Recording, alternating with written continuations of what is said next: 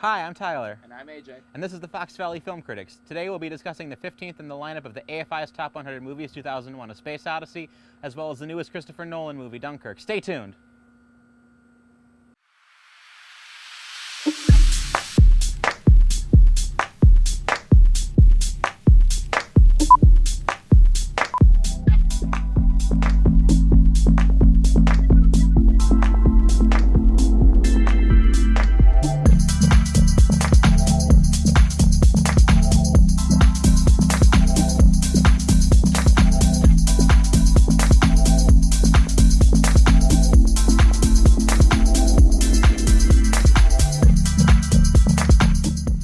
Welcome to the show, brought to you by Group Think Productions and FVTV. Joining me once again, and for the last time in a while, is going to be AJ. Hello. We're switching it up today. Mainly out of expediency. Unfortunately, we don't have access to the studio at the moment, so this is going to be our option. So. What are you gonna do? And we wanted to record with him before we lost him to Virginia. So. Yeah, college has taken many of us, and soon will take me too. Yeah. It was nice knowing you. I'm never going to see him again, unfortunately. I'll visit, maybe. Maybe over Skype. Who knows? We'll talk. Well, the important thing is we won't lose him forever. We're probably getting Justin back soon, so. I think he's already back. Well, I haven't gotten him on the show yet, so. Oh. As far as I'm concerned, he's dead to me right now. Anyway, first topic of discussion: the 15th in the lineup of the AFI's 100 Movies 2001: A Space Odyssey. 2001: A Space Odyssey. Yes, Tom was very mad that I didn't pick him for this. But I feel very just unworthy to talk about this. Not only as just like we've talked, I'm not the biggest sci-fi fan, but of all the sci-fi, this is the granddaddy. Yes, this is easily the greatest, even though it's obviously the slowest of all time, and a lot of people have very obvious complaints about it. But it doesn't keep up with today's movie-going audience, but I think even for the time, it was probably a bit of a tough watch. Quite a downer in a year that Bullet came out. What year was that? 1968. Okay, so this is 60s then, not because it's kind of easy to fall into this as being a 70s movie. It's very timeless. It really is. I just mean in the sense that it feels kind of like a 70s movie, like the way they would do those kind of big budget idea movies of the 70s. Yeah. When this wasn't, but yeah, 70s B sci-fi kind of hit its stride. Yeah. So this was written by Arthur C. Clarke. The book was written by Arthur C. Clarke. I don't know if he wrote the screenplay or not. It was adapted by Kubrick, and I believe Arthur C. Clarke had input at least. Yeah, I'm not exactly sure if they wrote them like at the same time, or if he wrote the book first and then he was just like, hey, do you want to make this into a movie? But I get the sense that they kind of wrote it at the same time, because the novel, it kind of reads like a novelization you'd see today for like a movie that comes out, and it has that kind of style to it. I've actually read it, so I can talk about it. I'm impressed. Well, I listened to the audiobook. I don't think I have the patience to sit down and read it, because that doesn't count. It's a very slow-paced book, much like the movie is very slow-paced. But well, it's a good adaptation then. It's kind of it's the kind of the sci-fi I liked when I was in high school. It was very meticulous and slow and detail-oriented. Well, not even deliberately. It's just very detail-oriented. Sure. I loved detail-oriented science fiction in high school, because that was the kind of stuff that kind of fascinated me. It definitely immerses you into the world that it builds. Like it's really, truly like none other. Kubrick just creates this really full universe, because it spans from Dawn of Man into whatever. Sure. Well, there's sequels to both the book and the movie, so it can get pretty squirrely at times, and at times depending on what it's covering. Right. Have you seen 2010? I have not. I really want to though. I've heard some people have given it an above average review, so it worries me, because it's stacked up against a pretty high bar. Yeah, but it's also kind of it's not fair comparison really. It's in an awkward spot where it really can't do any right. So the fact that they even made a sequel out of this is impressive. That was like early 80s, right? I think early to mid 80s. Yeah. I want to say. So I'm trying to think of a basic summary for the film, but it's one of those things where when I was first introduced to the film back in high school, I was introduced with the caveat that in the first 20 minutes and the last 20 minutes, there will be no dialogue. And as like a 16-year-old kid, I'm just like, no, no dialogue. How do you movie? I'm just like, because then you watch it and you're just like, oh, first 20 minutes is monkeys, the last 20 minutes is Fever Dream. Okay, that makes a lot of sense. Just about, yeah. Honestly, the first 20 minutes of dialogue-free movie don't bother me. It's so beautifully made, and the shots are so well composed, and the actors in monkey suits do such a good job that I actually had to Google whether it was actually primates or this isn't man. This isn't Planet of Apes levels of special effects. They really went for it. Not to besmirch the mighty Planet of the Apes, and its litany of sequels, but they came out in the same year, didn't they? 1968. They might have, yeah. That's interesting. That's crazy to think especially about. Since Planet of the Apes is relevant again. Yeah. And sadly, 2001 is not. Well, we're talking about it, so it's relevant to us. Well, yeah, a lot is relevant to us that isn't to normal people. That's very true, and depressing. So, general story: at the birth of man, there's a giant stone structure called the monolith, and it jumpstarts human evolution by basically causing the humans to become more, I guess, creative and intuitive with their environment. Honestly, that's all speculation because it's very little of this is explained. Well, I will say this. Having read the book, I know significantly more about what's actually happening in the movie. See. I didn't know how much the book covered. The book explains everything, to the T. Does it? Oh, okay, wow. It's a little demystifying in a sense, but it's for someone like me who's very literally minded. It's like, oh, that means that. That means that. That means that. That's good to know. Right. And you see the movie, it's just like, you're pretty much in the same position as Dave is during the last 20 minutes. So. Right. But there's debate that the book is even canon, right? Well, there's a separate canon because there's 4 books. Right. So there's 2001, 2010, something I don't remember, and then 3001 or something like that. So there's there's a lot of them, and they get really nuts after a while. At one point, Jupiter explodes and becomes a separate star system. It would. Yeah, the aliens decide they want to facilitate a new life form within our solar system, so they blow up Jupiter. So. Yeah, that's beyond me. That's where you lose me. I'm sorry. I respect 2001 so much, but you get a little too sci-fi. You get a little too far away from me. Freaking oops. So the story continues on from there. In the far-off future of 2001, also known as 50 years from now. Through the power of jump cuts. Yes, to the power of, the best jump cut in the history of cinema. Which, through looking this up, probably the 2 best jump cuts of all time. It's widely debated. The 2001 jump cut from Bone to Spaceship, and the Lawrence of Arabia jump cut from Match to Sunset. Yes.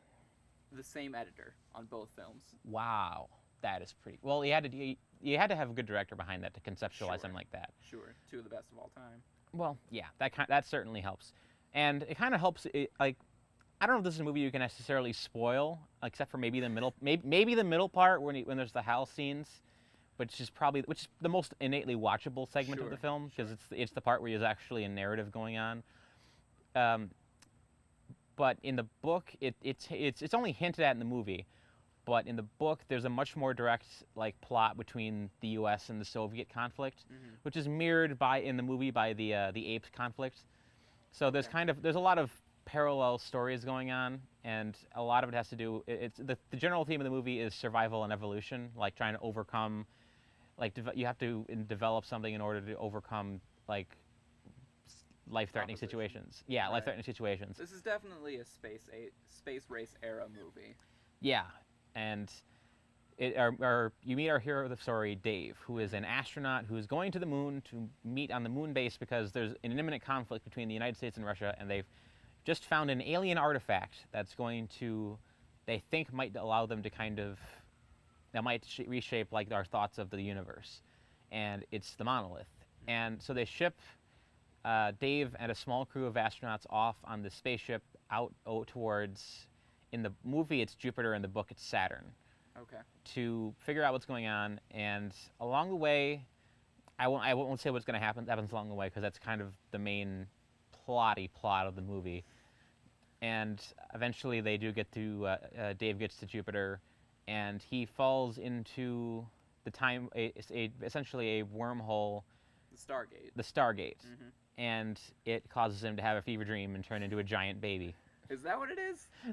No, that's not actually what happens. It's honestly, you say, we try to keep this spoiler free. I've watched it 2 times now, and you could still spoil it for me.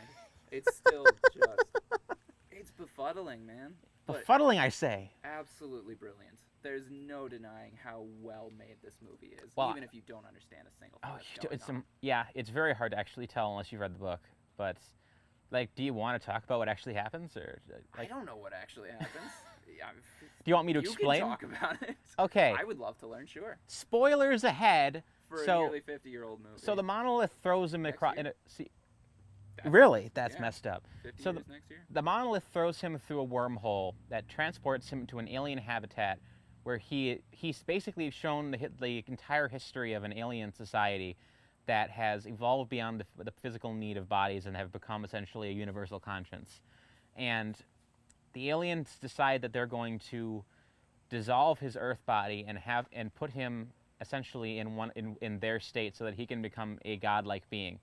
In the movie, this is visualized the Star Child, which is the giant baby in the bubble, and they don't show it in the movie, but his first actions is he destroys every single nuclear warhead that's been placed above the Earth that's going to facilitate war between U.S. and Russia, which is not seen in the movie, but it's hinted at through the transition of the bone being thrown at and we transition to the ship. So the implication, we're not directly shown, is that the spaceship is actually one of those nuclear weapons. I see. And what exactly is the monolith? Essentially, it's an alien it's not. It's been a while since I've read it, so I can't put it into exact words. But it's a device that essentially exists to amplify human evolution. Like I see. the apes put their hand on it, and it opens their mind essentially. Mhm. It's very psychedelic in that sort of sense. And when the astronauts put their hands on it and take the picture on Jupiter, and then the loud piercing noise happens In the movie, that's where it starts to really confuse me, because I like to think I'm a smart guy. I like to think I can follow a movie, but there are just so many things thrown in here that this is very esoteric. it really is. It's very. And that's not usually my style, but for pure filmmaking, this is a must-watch. I don't know if it's a perfect movie, but it's easily in the best films ever It's made. a perfect sci-fi movie. That's such a weird caveat. I suppose. By the standards of snuff films, this is perfect. It's just like it's the caveat, man. It's a movie. Yeah. But I'd say I always have this argument that I bring up, is that I don't like the term popcorn movie because I think it's such a belittling term.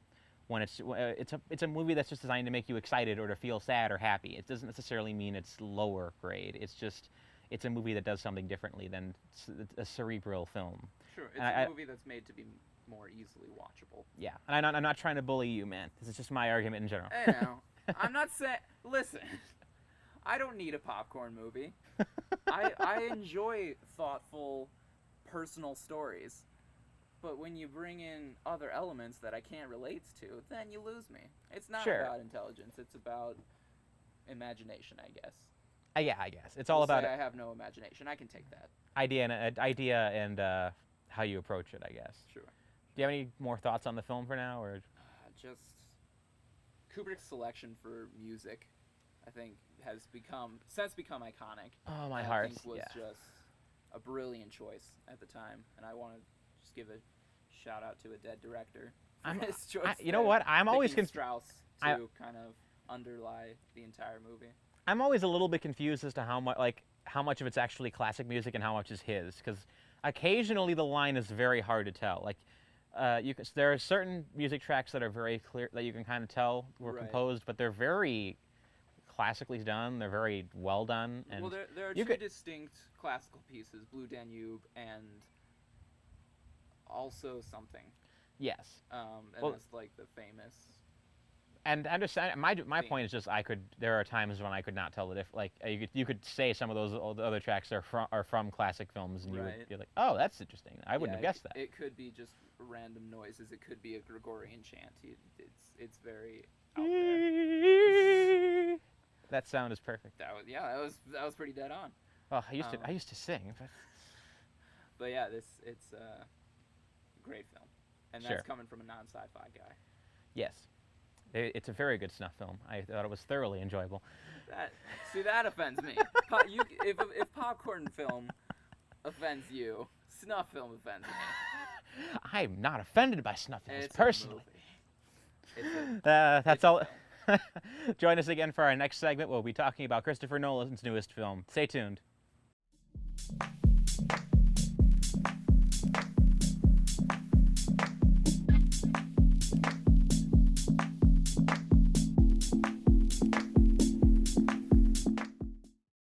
Hello and welcome back to the show. Now it's time to discuss Christopher Nolan's Dunkirk, which we're slightly behind on, but A little bit. Yes. A little bit.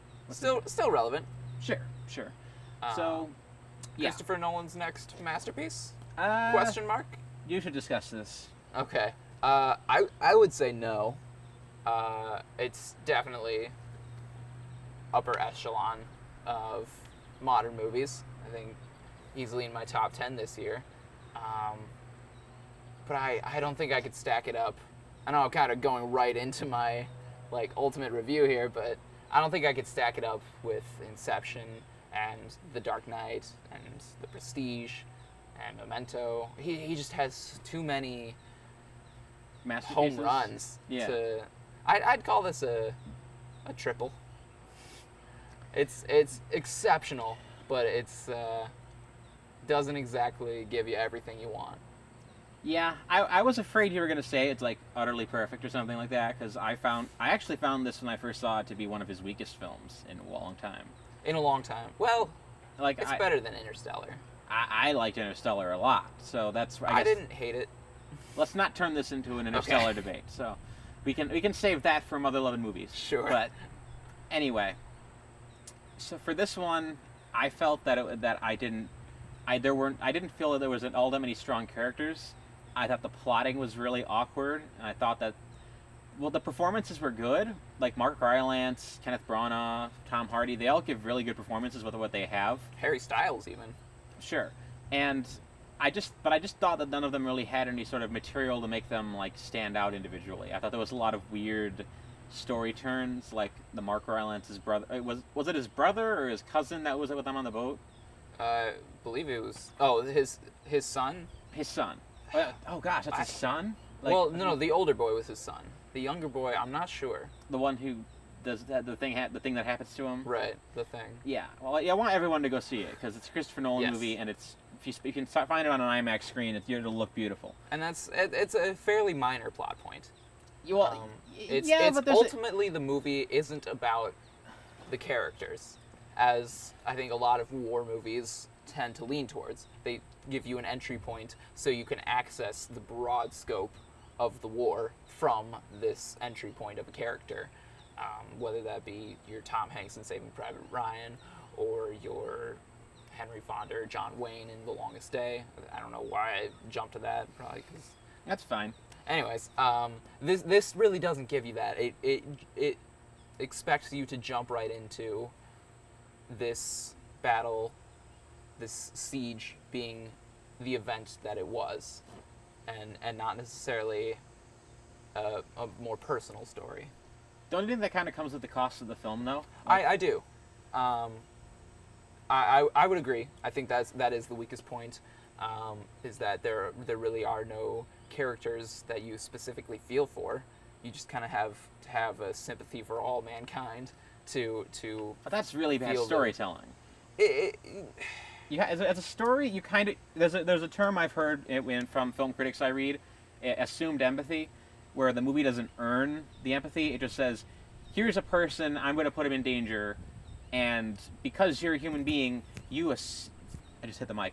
You assume the horrible things. You can empathize with them, and it's just because you can project onto the actor, you can project onto the person in that scene.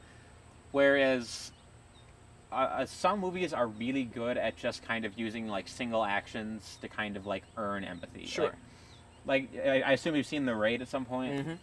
One of my favorite action movies. Yeah, there's not a lot of characterization in that movie. Sure. But Rama, the lead, in the first 5 minutes, he sets himself up as he's a person, he's praying, he has a wife with a baby coming, and when he's challenged by the corrupt police officer, he immediately says, no, don't do that. So we've established in 5 minutes of screen time everything we need to know about Rama, like as a person, that we should care for him, and that we should care for him when crap hits the fan. Mm-hmm. And it does hit the fan. Yes, but for now Dunkirk, I just want to talk about The Raid. I love that movie, man. When are we gonna get the Raid 3 or that horrible sounding remake of it? I know. But oh man, there's gonna be a remake of it. Dear Lord, don't let America ruin The Raid. We just ruined Ghost in the Shell. Please save us. Anyways, Dunkirk. Yeah, so yeah, there's just nothing like that in Dunkirk where there's that kind of efficient storytelling.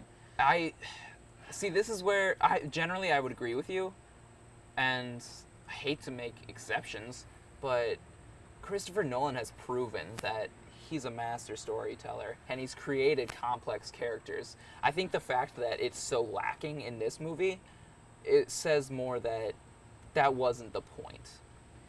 I guess, but if you're going to do a movie with an unconventional story, you have to kind of hone in on that and kind of own it.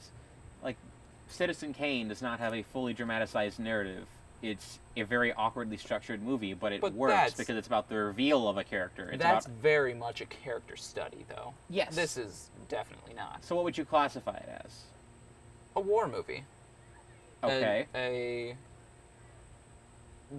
I wouldn't even say unconventional, because it's pretty much straightforward a war movie. I mean, it just doesn't try to tell anything other than that.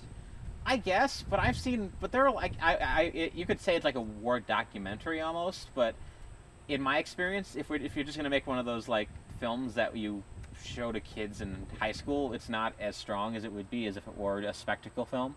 I think generally I agree. I'm mainly just taking the counterpoints to provide other examples and maybe make excuses for the. I mean, I don't want to make. I'm not going to make excuses for Nolan. I like Nolan a lot. Like, he's one of those directors where everyone has an opinion on him, and I find that incredibly annoying because it makes discussing him impossible. It's just like, oh, he made 3 or 4 of the best modern films. You can debate Inception, you can debate Interstellar, you can debate The Dark Knight Rises as much as you want. I'm perfectly fine with that. Most people don't have any arguments on The Dark Knight or Prestige, although I have seen a few really bizarre people try to like posthumously try to like slander The Dark Knight. Ignore that.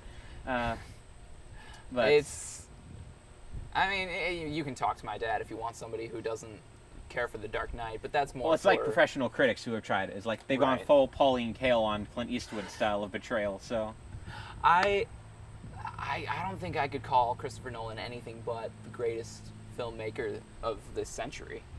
You wouldn't put this century, or you just like 21st century? Of the 21st century. Yes, not of the last 100 years, since the year 2000. I was gonna say, because there's been a few people in the last 100 years. No, I agree. Just right now, maybe you have the Coen brothers, you have Quentin Tarantino, you have Spielberg is still doing things. But since 2000, Quentin Tarantino's made, I guess, well, he's got Kill Bill, Inglourious Bastards, Django Unchained, Hateful Eight. Stack that up against Memento, Insomnia. Excuse me? I skipped that for a reason. I was trying to save Quentin Tarantino's face. Yes, he's embarrassed by it. So. But you compare that to Christopher Nolan's filmography, not only putting out more content, but in most cases putting out superior content. You think most of his films are superior to Tarantino's content? I'm not like a Tarantino fanboy or anything, but I think I could be considered a Quentin Tarantino fanboy. I absolutely love his movies. He's my second favorite director. But in terms of sheer filmmaking and creativity, Christopher Nolan takes the cake. That's a controversial statement, my friend. Come at me. Okay, so Dark Knight. What would you say? No, I want to go down with this. What is Tarantino's best film in the last 10 years? Since the 21st century, I'd say Inglourious Bastards. I would go with Django, but that's fair. Really? Above Inglourious Bastards? You think that? Well, maybe The Dark Knight. I could definitely see The Dark Knight being like the one film you could put over Tarantino's head and just like, you can't do this, you can't do this. There's been talk of Tarantino doing a superhero film. He's only got 2 more films left in him. Yeah. Unless he's gonna go full Steven Soderbergh and just never stop. Right. Which I think you can attest to more than I can right now, but I think we're all happy that he's back. Soderbergh? Yeah. Oh yeah, I just saw Logan Lucky today. So Well, congratulations. I feel like another director just came out every time. We're supposed to be talking about Dunkirk. Yeah. You're getting an insight into just how we are. This is us talking. Ramble, Very much not structured. Yeah, it's a good thing this isn't televised. But entertaining. Yeah, very. I hope so. Um, They can tell us.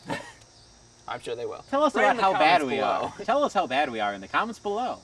Anyway, with Dunkirk, it's a very well shot movie. I appreciate. Beautiful. Was it 70 millimeter or 65 millimeter? It was released in some 70 millimeter theaters. I don't know if they shot it on 70 millimeter. I'm not sure. I've heard they both. shot some sequences in IMAX. Some I don't know if they continuously used one. It's a weird combination, but yeah. Otherwise, But it's a spectacle.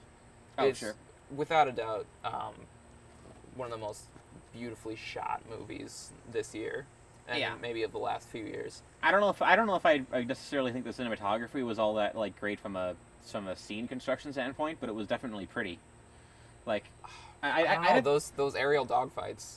they were with pretty good. Tom Hardy and fighting in the planes. That was, Sure. those are some They were using beautifully shot. They were scenes. using real Spitfires at one point, Yeah. right? I believe so. And real ships, except for the ones that were blowing up. But yeah, it was very much. we blew up a real The production naval vessel for this movie. Yeah, the production design, those sprawling beach. It was just very well shot. And I will you say, got, my favorite shot of the film is the one it's a stationary shot of the ship sinking, and everyone in the ship is tilting, and everyone is still like trying to get out of the way. You remember that? it doesn't stand out to me. It's during one of the the night evacuation scenes. Right. No, I remember the scene. I don't remember the shot.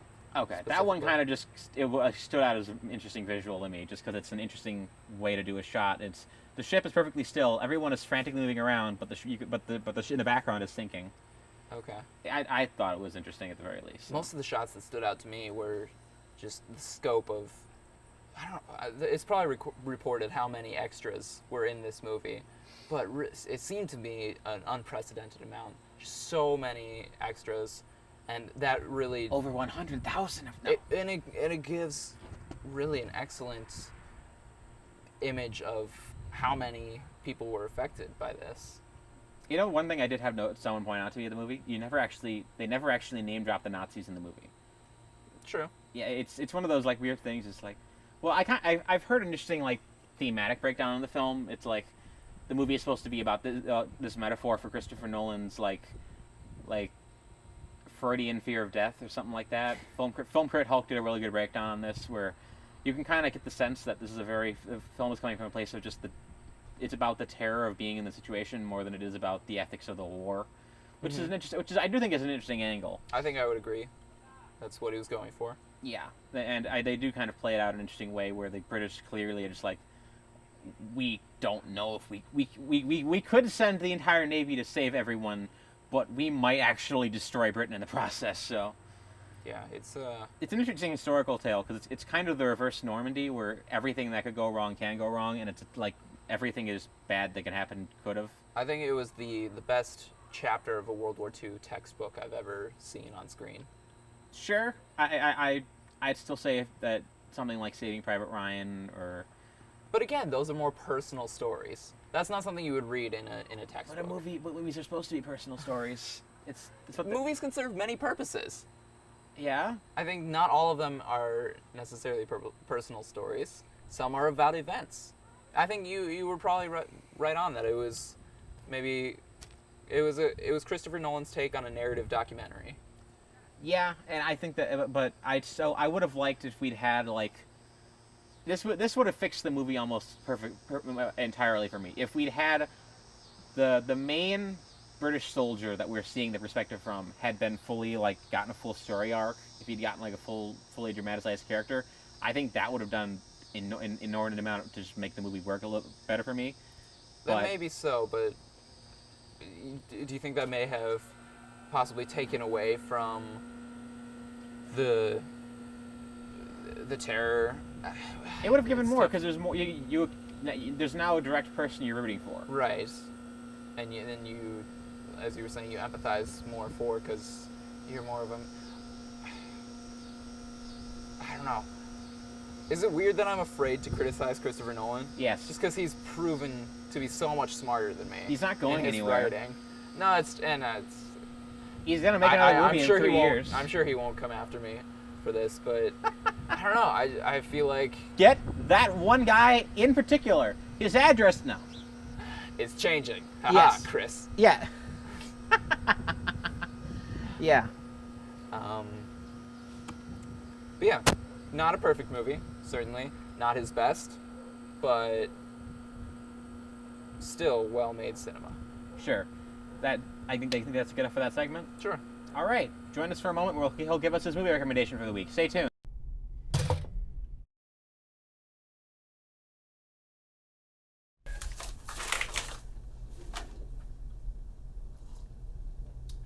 Good coffee, huh? Oh my god! What are you doing in my apartment?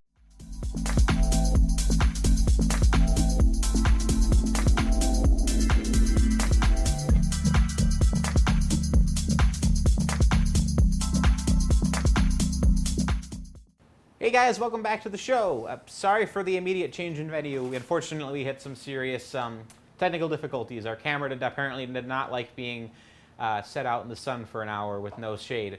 And it needs to cool off a little bit. Hopefully no damage, but for now we're going to finish up the show here real quick so we can give us this movie recommendation and we can call it a day. All right, my movie recommendation this week, in keeping with Stanley Kubrick and the movie we talked about for the AFI Top 100, 1957's Paths of Glory. This movie stars Kirk Douglas, who is Michael Douglas's father, and it's him starring as a French captain in the army, I believe is the branch, who gives the order to retreat, goes against orders rather, to retreat. Sorry, Go ahead, take your I time. wigged out. It's okay, man. Take your time. Okay. Should I start over? Or just No. It's the loss of gravity. Apparently, suddenly he's like... I don't know what just happened. No, I think it was your dad walking in and the knowledge that he probably knows more about the movie than I do. Yeah, so our executive producer is walking in and out of the room, so... Go ahead, take your time. All right. In it, Kirk Douglas plays this French captain who goes against orders to attack and instead retreats to save the lives of his men. And the rest of the movie follows the court trial of him and 3 of his soldiers following this retreat. It's a beautifully shot movie. The sequences where Kirk Douglas is walking through the trenches is just an excellent work of art. And the whole film is shot in black and white, and the use of shadows is, as often is in black and white films, expertly used. This is a great movie if you're a war buff. It takes place in World War One. It's great if you like kind of courtroom type movies, and it's great if you like good acting and good filmmaking. So it's win-win-win.